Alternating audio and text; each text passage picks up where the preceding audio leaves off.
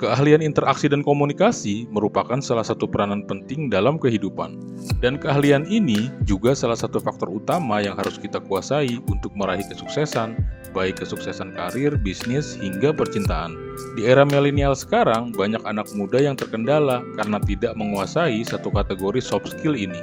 Nggak jago ngobrol, nervous, gugup, bahkan takut saat interaksi sama orang lain. Atau selalu ngerasa nggak pede saat harus ngobrol sama orang lain. Pada video kali ini, gue akan share 3 cara sederhana untuk melatih kemampuan berinteraksi dan berkomunikasi dengan orang lain. Sepintas caranya sangat sederhana, tapi semakin kesini di mana zaman semakin modern, hal ini mulai dilupain dan nggak pernah dilakuin. Banyak hal yang mempengaruhi, mulai edik pada gadget sehingga melupakan interaksi sosial, ditambah ada pandemi yang mengharuskan kita berjauhan dan menghindari interaksi antar sesama secara langsung. Berikut cara latihannya, men. 1.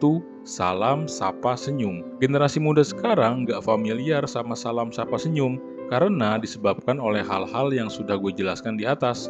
Kalau lo mau jago berkomunikasi, coba deh men. Mulai sekarang, biasain kalau ketemu orang, sapa dan salam.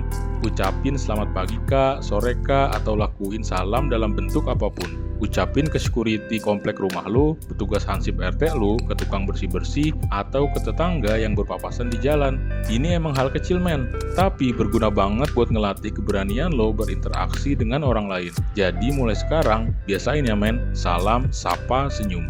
Yang kedua, ngobrol sama orang yang lebih tua, yang udah kakek-kakek atau nenek-nenek. Kenapa begitu men? Karena orang tua biasanya seneng atau suka banget cerita men.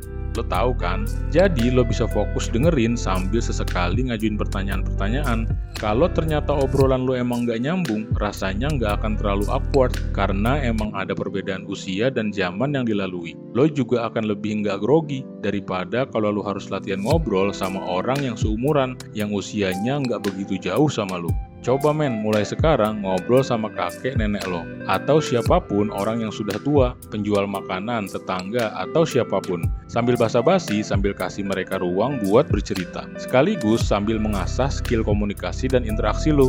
Yang ketiga, latihan apresiasi. Lo mulai belajar ngucapin sesuatu atau ngajuin pertanyaan sesuatu yang bisa bikin orang lain ngerasa senang. Misal, malam-malam lo makan nasi goreng di pinggir jalan. Kebetulan rasa nasi gorengnya enak, lo bisa latihan bertanya ke penjualnya. Tanya ke dia, kok nasi gorengnya enak pak? Resepnya apa? Atau lo lagi latihan boxing, lo lihat ada orang yang pukulannya bagus dan kuat. Lo bisa tanya, keren kak, latihannya gimana biar pukulan bisa sebagus dan sekuat itu?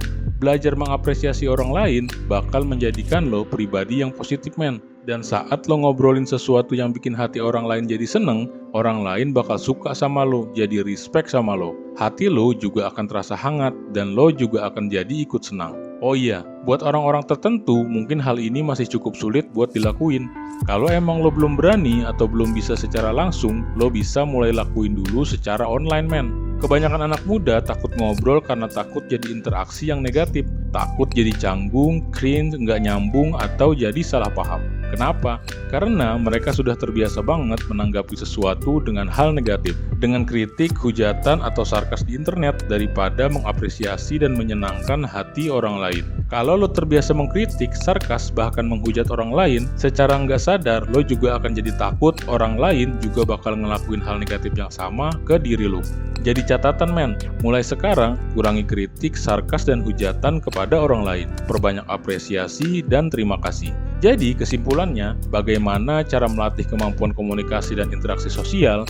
Ini 3 latihan sederhana untuk mengatasi kecemasan sosial, mengurangi rasa takut ngobrol sama orang lain. 1. Biasakan lagi salam, sapa, dan senyum. Yang kedua, biasakan diri ngobrol sama orang-orang yang usianya sudah jauh lebih tua, biar lo bisa fokus dengerin dan belajar ngajuin pertanyaan.